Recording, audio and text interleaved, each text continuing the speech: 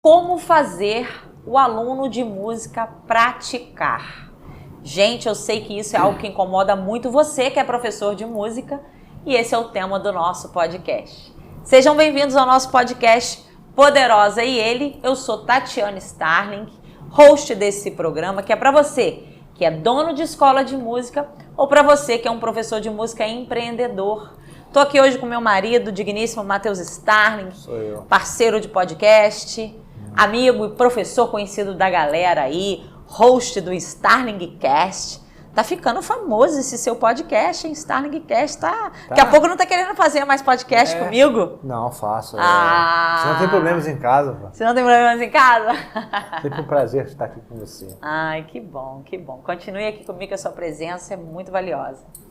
Mas antes, gente, da gente falar desse assunto, eu quero agradecer ao nosso patrocinador, que é a JMC Academy, lá da Austrália. É uma universidade da indústria criativa, onde tem vários cursos nessa área, como produção musical, performance musical, cinema, teatro não, TV, tem também animação, desenho, desenvolvimento de jogos. Então, se você é aquele brasileiro que sempre sonhou em estudar no exterior, fazer uma universidade fora, a JMC, gente, é uma grande oportunidade, porque pelo fato dela estar localizada na Austrália, ela tem condições de oferecer um valor muito mais viável, por exemplo, do que os Estados Unidos.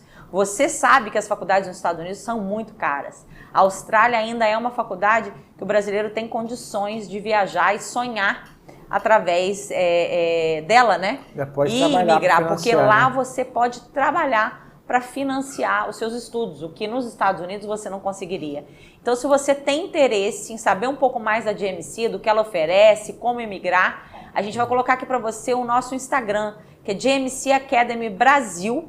Manda lá um direct, que a gente já tem uma equipe pronta para te responder e tirar suas dúvidas, ok?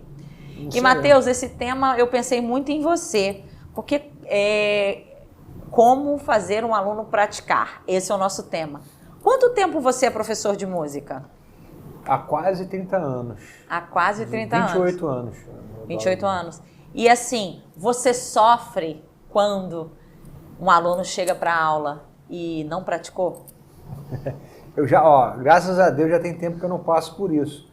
Mas por um tempo sim, eu enfrentei alunos que não eram tão dedicados, mas já tem um bom tempo que, através do posicionamento que eu comecei a ter na internet, né, desde que nós voltamos a morar no Brasil, a gente já existia a internet. Uhum. Eu sempre usei isso desde o início. Então as pessoas já me procuravam muito com o intuito.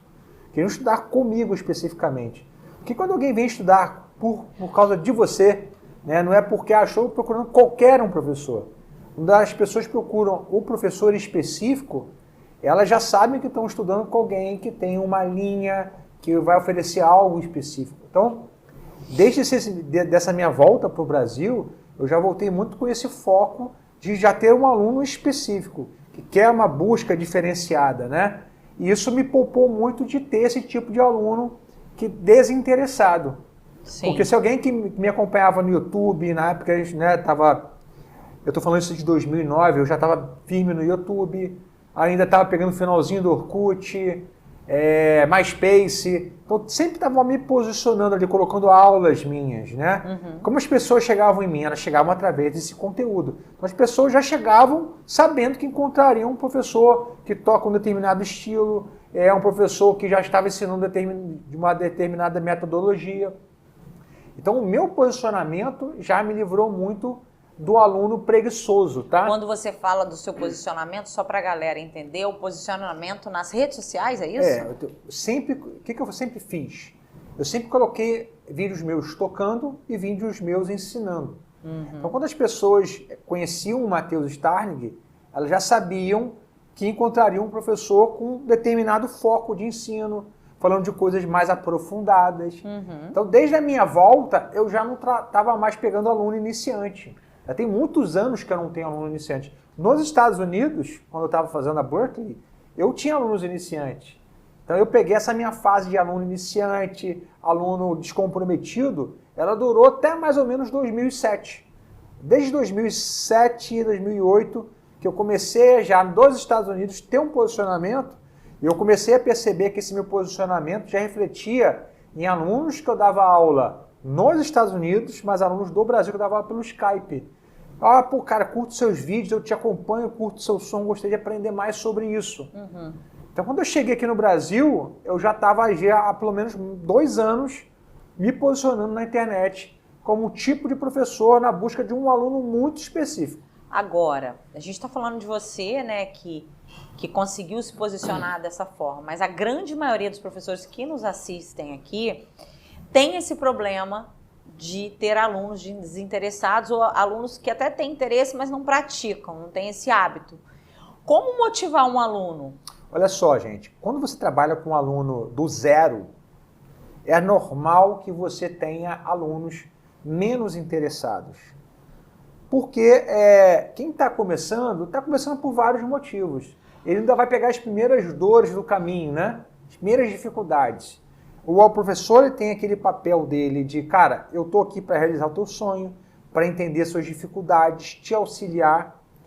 Só que você não tem como ir para casa com o aluno e fazê-lo durante a semana praticar, né? Por mais que você tenha vários mecanismos para alimentá-lo ao longo da semana, como por exemplo um grupo de fomento, você pode colocar o aluno, ou enviar mensagens para ele no próprio privado, dizer, lembrei de você, dá uma sacada desse som, lembra que a gente conversou na aula sobre isso, tá aqui um cara que toca assim. Então, é claro que você pode motivar o aluno de diversas formas, mas dependendo do tipo de aluno, às vezes o cara quer começar a tocar guitarra com 45 anos de idade, 50 anos, que tinha um sonho na infância, não conseguiu, só que o cara tem uma jornada de trabalho de 10, 12 horas. Para um cara desse praticar, é muito mais difícil. Então, o que eu recomendo? Fale com o seu aluno sobre coisas que estão além do instrumento, como, por exemplo, como adquirir um hábito. Eu falo, a gente toda semana coloca no nosso grupo de fomento ali dos alunos da Starling, que também tem alunos com esse perfil, é a nossa escola virtual, tá, gente? Que as pessoas acabam não estudando diretamente comigo, mas através do método. O que a gente fala? Não deixe para estudar quando sobrar tempo. Você pega a sua semana e você coloca em cada dia de semana qual é o horário específico que você sabe que pode estudar. Sim. Então você tem um buraco de 40 minutos entre 8 horas e 9 horas, você coloca ali na sua agenda, coloca no despertador. Na segunda-feira eu vou estudar às 8h15. Na terça-feira eu só consigo às 5h30 da manhã. Não importa, né? O que importa é que você tenha frequência. 25 minutos, 30, 40 minutos, porque isso você acaba desenvolvendo um hábito que pode demorar 1 mês, 2 meses, não importa. Então, o professor também tem esse papel de estimular esse aluno, de trazer essa informação fora da música em si, né? São habilidades que você precisa buscar como professor de música, são até coisas muito recentes. A gente ensina na nossa formação, né? Que a gente fala sobre o hábito, né? O que acontece, gente? Se você quer ser bem sucedido em qualquer área da sua vida, você precisa ter bons hábitos dentro dessa área. Exato. Então, o que eu recomendo? Ajude o aluno, auxilie ele sobre o hábito, entenda muito bem qual é o sonho do aluno, quais são as dores que ele está enfrentando. Entenda o ambiente cultural do aluno, não queira passar coisas que não tem nada a ver com o aluno, que ele não consiga perceber que ele tem um benefício ali. Porque o adulto ele aprende diferente de uma criança. O adulto ele precisa perceber de forma clara que ele vai encontrar naquilo ali a solução que ele está buscando. Então, se o sonho dele é tocar as músicas do Roberto Carlos no jantar da família, você tem que mostrar claramente que ele está conseguindo prosseguir para esse resultado. Com pequenas vitórias, está tocando parcialmente uma música do Roberto Carlos. Então, gente, tem coisas que você não pode fazer como professor. Você pode tentar vários mecanismos, mas vai existir sempre aquele aluno que é mais devagar, mais organizado, mas faça todo o esforço possível para isso. Sim, então a gente fala de um professor de música que essas habilidades que não são somente dar aula específica de um instrumento, mas olha como é importante o professor de música, ou você que é dono de escola, treinar os seus funcionários e você que é professor, ser treinado através de um método, através de cursos, a respeito de diversas coisas que compõem, por exemplo, o ser humano, né? Há 3 anos, na verdade, os 3 últimos anos, a gente já estuda há bastante tempo, mas os 3 últimos anos a gente tem estudado de forma intensa muitas coisas que não tem nada a ver com a habilidade, por exemplo, do Matheus tocar ou minha de gerir, de fazer a gestão financeira da empresa, por exemplo. A gente está aprendendo sobre comportamento humano. Porque, cara, faz toda a diferença você entender aquele seu aluno de forma completa. Não só como um aluno que está ali para aprender tocar guitarra através de um método. Então, assim, como fazer o aluno praticar? Cara, acho que uma das primeiras coisas, primeiro é criar relacionamento com esse aluno. Através desse relacionamento, ainda mais para o professor particular, eu acho que ele consegue, talvez, colocar isso na agenda, dependendo do número de alunos, de ter esse contato extra-aula, mandar um áudio, mandar uma música que ouviu, criar esse hábito de estar em contato com esse aluno mais vezes do que somente na sala de aula. Sim. E também ter muito claro o seguinte, qual é o meu aluno ideal? Tem gente que ama dar aula para criança, tem gente que ama dar aula para um aluno iniciante. No meu caso, não, eu não gosto de aluno iniciante, né? Eu não curto dar aula para quem não conhece nada. Eu já tenho alguns, talvez 15 anos, que o meu foco são alunos de intermediário para cima. Então, assim, como eu quero sempre esse aluno mais avançado, eu preciso me posicionar dessa maneira. Porque para que venham os alunos corretos. Porque é aquela questão de, quando você está desalinhado com aquilo que você quer propor como professor, o aluno que vem, que é um outro caminho, o que acontece ao longo do tempo é que você acaba dando uma aula menos empolgado, né? Você vai perdendo aquele... vai ficando mecânico, né? né? Vai perdendo aquele o tesão mesmo de ensinar. Sim. Porque você não está ensinando uma coisa que você tem interesse de ensinar, você não tem paixão por falar sobre aquilo. Sim. É uma coisa que eu tenho, eu ensino aquilo que eu sou apaixonado. Né? Tudo que eu ensino, eu curto pra caramba. Eu tenho uma classe de improvisação na escola presencial que os alunos não deixam a classe acabar nunca, né? Não, e engraçado, olha, a maior coincidência, porque entre olhando aqui os pontos que a gente estava escrevendo, eu acabei de ver num grupo nosso, dos alunos que vão para o exterior, né, que a gente está enviando para a Austrália, um aluno seu se apresentando no grupo para esse outro aluno, que é um aluno da escola virtual. Sim. E aí ele se apresentou assim, e foi uma coincidência, porque ele se apresentou: fala, Rômulo, bem-vindo, irmão. Eu sou o JP, pianista e aluno de improvisação do Matheus aqui na Starling. Ele faz 500 coisas, mas ele falou que é seu aluno de improvisação. Essa sua turma é um sucesso. Qual que é o sucesso dessa turma? O que você acha que tem de diferente? O que é engraçado dessa turma? Porque ela foi feita para durar 6 meses e a galera pediu para esticar, vou dar mais 6 meses de aula. Eu falei, vamos embora. Depois terminou mais 6 meses, 1 ano, né? A galera pediu mais 6 meses, né? Mas então, aí eu falei, você acha? Galera, agora são os últimos 6 meses mesmo, né? Foi uma classe que eu experimentei. Não existia no currículo nosso ali uma classe de improvisação diferente, né? Que a gente só cobre temas e fica improvisando, tocando. Então o que acontece? É uma classe que eu dou com super prazer.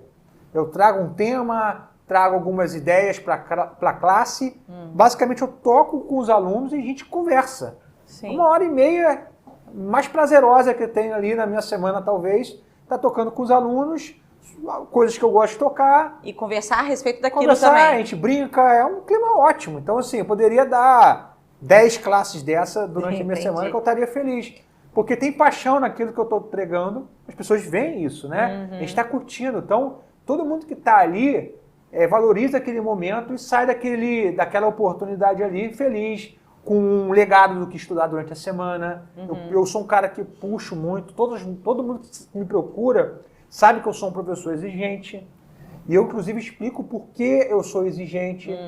Né? Às vezes, de vez em quando, um aluno ou outro desavisado, né, sente o tranco e, às vezes, até alguém me procura e fala, cara, o cara... Uma mãe procura e fala, pô, Matheus, não fala nada que eu tô entrando em contato, não, mas, pô, meu filho tem saído meio triste das aulas. As outras ele nem sai triste, mas na sua ele tem saído triste, toda preocupada. Mas ele tem evoluído? Aí você respondeu o quê? Tem evoluído pra caramba. E ele tá triste porque tá estudando pouco. Aí eu chamo ele na chincha, né? Não, e engraçado porque esse aluno especificamente, aí depois de alguns meses, ele me falou assim, cara, realmente eu evoluí em 3 meses o que eu não evoluí em anos, né?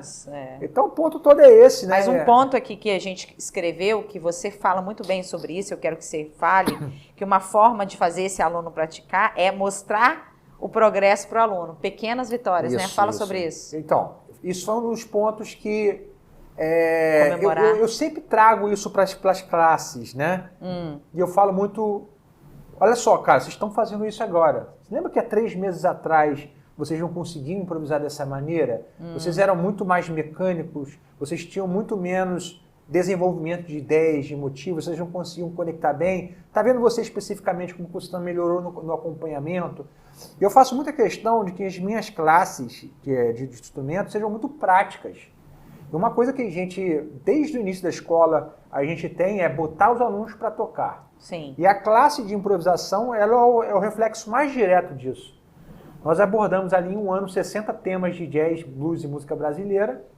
E a cada apresentação dos alunos, a cada 45 dias, eles precisam tocar, cada aluno, de 2 a 3 temas novos. Uau. Né?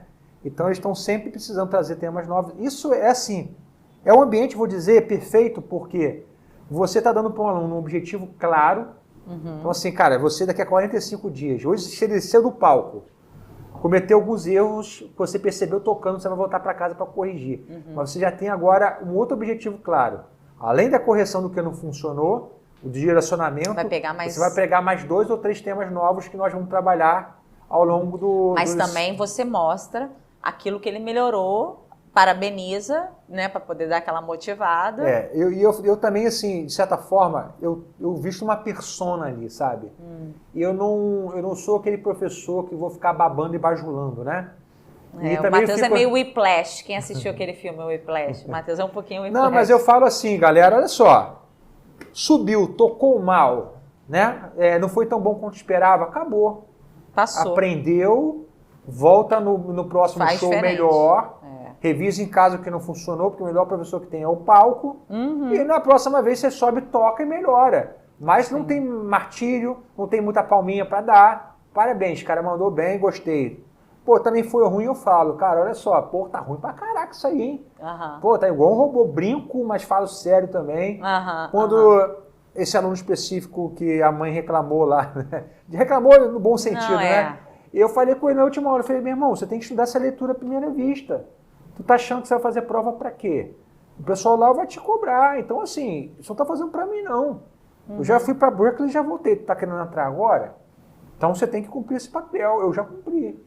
Mas então, falando sobre isso, eu acho que uma forma de você fazer esse aluno praticar também, é você também, como professor, ter o entendimento, quando aquele aluno entra, ter o entendimento do que ele quer com a música.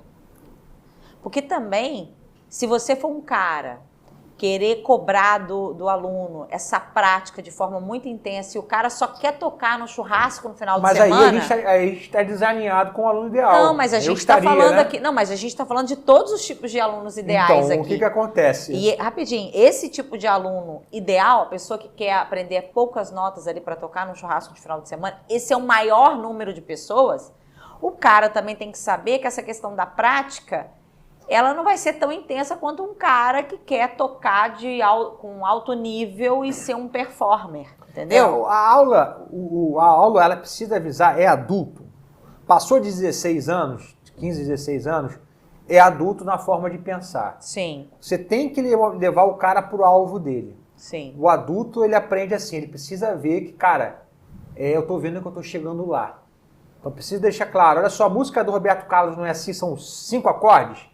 Tá percebendo que a gente está no meio do caminho dela? Percebeu, né? Então, na próxima aula a gente completa ela.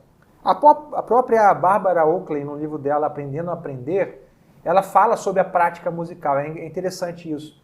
Ela fala sobre matemática, sobre outras coisas, mas ela explica que a melhor maneira de você ensinar para um aluno é mostrar o todo. Olha só, isso aqui é o todo, tá? Isso aqui é a peça que você vai tocar. A gente vai sair daqui e chegar aqui. Essa aqui é a peça. Você tá vendo que tem um todo, né? Agora a gente vai quebrar ela em pedaços. Então esse é o primeiro pedaço do todo. O aluno ele percebeu que existe um todo, que ele vai chegar lá e que precisa ser quebrado em pedaços. Para ele aprender de forma... Ele entende isso. A criança não precisa explicar para ela que a gente está quebrando em pedaços. O aluno, se ele não entende, o adulto, que ele vai ser conduzido até onde ele quer chegar, a tendência é ele perder a motivação. Sim. Então, o adulto você se ensina assim, vamos quebrar em pedaços, cara. São 6 acordes, a gente precisa... Blocos de aprendizado, né? Os blocozinhos ali, tá? Eu acho que uma outra coisa também que é muito importante para levar o aluno à prática é método. O que você fala sobre método para a galera aí? Você acha que é importante? Eu acho que é essencial. Desde o início, eu sou um cara focado em metodologia. Eu sempre gostei de deixar o aluno ir para casa sabendo o que ele vai estudar durante a semana. Isso. Eu já tive muito professor que era excelente músico, mas que não deixava claro aquilo que eu iria estudar durante a semana. Então eu sempre fiz questão com os meus alunos de deixar isso claro para eles, né? Olha só, a classe acabou, nossa aula acabou, e agora em casa você vai estudar esse tópico que a gente viu, esse, dessa maneira. Eu aprendi isso muito com o Hal Crook. Ele era muito claro, muito didático, e isso me encantou demais, porque eu ia durante a semana e eu estudava de maneira muito organizada aquilo que eu precisava ter. Ele não me deixava assim, livre para escolher. Ele já me deixava um direcionamento, e não somente um direcionamento, mas como eu iria estudar ao longo da semana. Eu peguei muito dessa metodologia de restrição para expansão, falo muito sobre isso, né, cara? Se você não restringe, você não expande.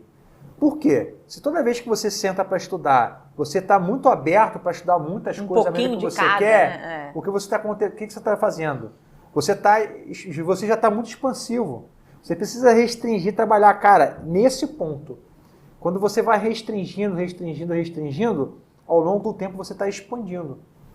Tá? Você falou aí, ficou muito enrolado. Não, o que acontece? Vamos lá, vou dar um exemplo prático com escala pentatônica. Não, quando você escolhe uma matéria para estudar e estuda ela de cabo a rabo, você vai terminar ela, aquilo ali você já tá bom. Agora, quando você pega um pouquinho de matemática, um pouquinho de português, um pouquinho de geografia, um pouquinho de história, você expandiu a quantidade de matérias, mas você sabe muito pouco de cada uma delas. Não foi isso que você quis dizer? Não, não é isso não. Vou te explicar o que é. Por exemplo, você pode estudar todos os dias harmonia, percepção, improvisação e outras coisas. Não tem problema. O que você não pode fazer é deixar que o seu estudo nessa matéria seja muito amplo. Então, por exemplo, se você está estudando a escala pentatônica, você não vai estudar a escala pentatônica livre no longo do braço. Você vai pegar e falar o seguinte, eu vou passar pelos 12 tons nessa região do instrumento. Eu estou proibido de ir para outras regiões. Então você vai focar numa região, você vai focar em estudar em 3 cordas e não em 6 cordas. Então essa restrição ali faz com que você precise encontrar novos caminhos ali. Ou explorar tudo que tem ali. Por que acontece? Se deixar que você estude a escala pentatônica como você quiser, você vai sempre para os mesmos lugares confortáveis.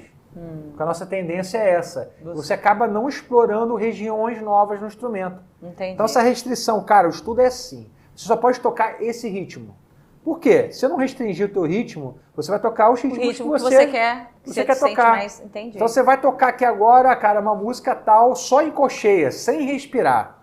Agora você vai tocar só em tercina. Agora você vai tocar 4 compassos em tercina, 4 compassos em cocheias. Então você está restringindo o estudo. Isso leva à expansão ao longo do tempo. Entendeu? Entendi. A gente colocou aqui também que contrate um professor de música e delegue os alunos mais iniciantes, caso você... Tem gente que acha, eu não sei se você sabe, você que nos acompanha aqui, que é um professor de música empreendedor e é um MEI, você sabia que o MEI pode fazer o contrato com uma pessoa? Pode ter um funcionário via MEI? Ele pode ter uma pessoa. Então, o que você pode fazer? Você que já está com a sua agenda cheia ou que quer ampliar esse cliente ideal, você já tem o seu cliente ideal, mas você quer aumentar, né, o seu faturamento, você pode contratar um outro professor MEI que vai te prestar serviço e aí ele pega os alunos que você já não quer pegar mais. Você vai ter o seu aluno ideal e você procura qual que é o aluno ideal para aquele professor da aula que você já não tem mais paciência para dar, por exemplo, né?